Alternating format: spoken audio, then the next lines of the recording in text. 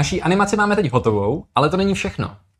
Pokud chceš s námi pokračovat v tom kreativním tvoření, tak v našem programu pro tebe máme nachystané mnohem lepší, propracovanější projekty. To znamená, že budeš dělat delší scénky, třeba z lega. A nebo si vytiskneme svoje vlastní 3D tištěné figurky, které si navrhneme na papír, namodelujeme, vytiskneme a pak z nich uděláme vlastní film. Ale tím to nekončí. Další projekt, který připravujeme, je, že si vytvoříme vlastní karetní hru, kde si pomocí umělé inteligence vytvoříme vlastní karty s profesionální grafikou. Ty karty si můžeš vytisknout a bude to karetní hra, kterou si můžeš zahrát třeba s kamarádem.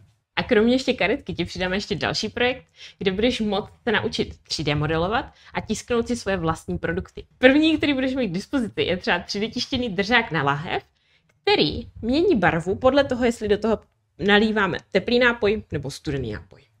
Pokud se ti to líbí, pojď tvořit boží projekty s náma. Rádi tě uvidíme v naší partě.